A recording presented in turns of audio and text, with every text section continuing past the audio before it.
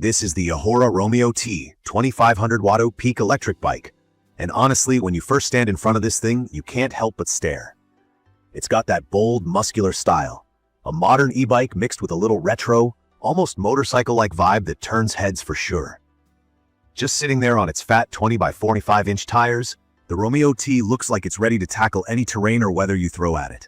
The frame is this chunky, high-carbon steel structure, but with plenty of smooth lines and thoughtful details, like the extra-wide saddle, bright LED lights, and a color display right up front. In my opinion, it's one of those bikes that blends a rugged off-road look with comfort design. So you just want to get on and ride, whether you're commuting or exploring some rough back trails. From my experience, even before turning it on, I was a little skeptical if this bike could really deliver on its specs. I mean, the numbers sound almost too good. 2500 watt peak output, dual motors, up to 200 miles on a single charge, and a top speed of 40 miles per hour. Pretty wild, right? I also had concerns about how heavy it is. This thing is over 120 pounds. Lifting it onto a rack or stairs isn't easy, and pushing it without battery assist isn't fun. But once I hopped on and actually rode the Romeo II, a lot of those doubts faded.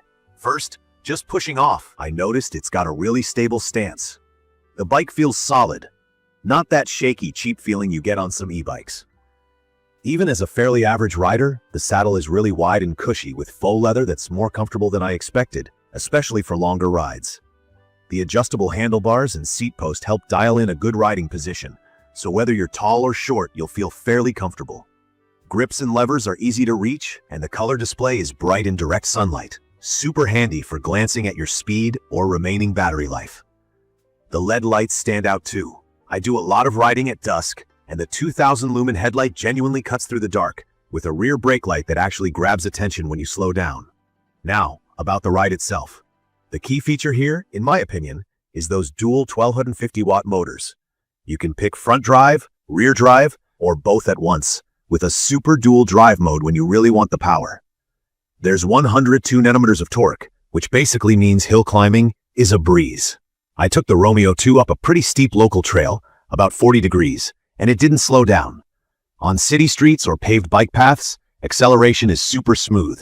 The throttle gets you moving even if you're not pedaling, while pedal assist kicks in as soon as you put force on the cranks. There is a small delay. Sometimes you need 2 or 3 pedal revolutions before the boost hits, which can feel awkward at intersections or when starting uphill. I'd recommend this for riders who want a combination of speed and ease, but if you want instant pedal assist every time, it might bug you a little. What caught me by surprise was just how fast this thing goes. Once you unlock the speed settings, hitting 35 to 40 miles per hour is not a stretch, and the dual hydraulic disc brakes are absolutely necessary. I tested them a few times, going from full speed to a stop, and there was never any sketchy brake fade or loss of control. The brakes have a firm, confident feel and stop the heavy bike quickly, which just makes me feel safer, especially off-road or in the rain. Let's talk about the battery, which really is another key feature. The 52-volt 60Ah battery is massive. It genuinely gives you peace of mind about running out of power. From my experience on mixed roads, a bit of throttle, a bit of pedal assist, some hills, I got over 90 miles before recharging, and I probably could have stretched it to 100 plus if I was more energy conscious. Charging with the 7A fast charger is quick compared to a lot of other e-bikes I've tested. Instead of waiting a whole day, I topped it up in under 6 hours during a long lunch break. That's a relief if you're someone who rides for errands or likes to explore long routes. The full suspension system does a fantastic job soaking up bumps. Between the reinforced air fork up front, with lockout adjustments if you want it stiffer, and a legit rear shock, most potholes and trail debris disappear beneath you. The fat tires also help, making the ride stable and giving you traction in sand, snow, or even thick mud. After riding regular city e-bikes, there's just so much less fatigue on your back and wrists after riding the Romeo T for a while. It's perfect for anyone who wants an all-terrain e-bike that doesn't beat you up on a rough road. Now, a quick review of things I especially like. The safety features are some of the best on any e-bike I've tried. The built-in fenders, crazy bright headlight and taillight, and the frame that feels strong enough to survive years of abuse.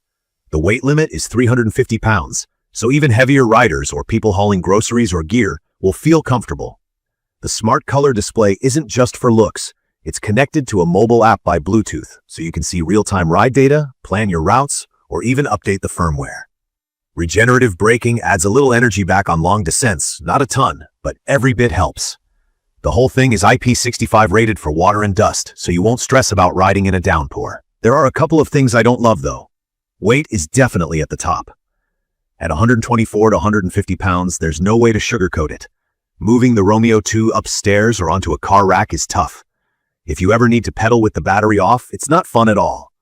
Also, the motors are loud, especially in dual drive or the fastest setting. You get a noticeable electric whir, more than most e-bikes I've used.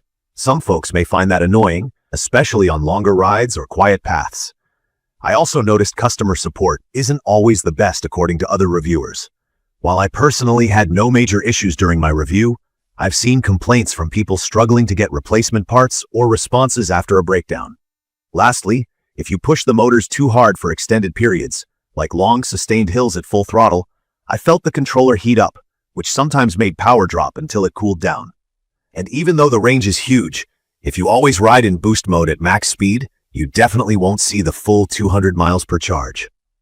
In conclusion, after spending solid time with the eAhora Romeo T2500 Bod Peak electric bike, I think it's a seriously fun, powerful option for anyone looking for more performance out of their e-bike. From my experience, it works as both a cruiser and a rugged off-roader, comfortable on street rides and trails alike. If you want something with serious speed, massive range, and real comfort, and if you can handle the extra weight, this bike is worth checking out. It's not cheap, but you get what you pay for in build quality and features. I'd recommend this for riders who want a high-power e-bike that's safe, durable, and actually lives up to its promises.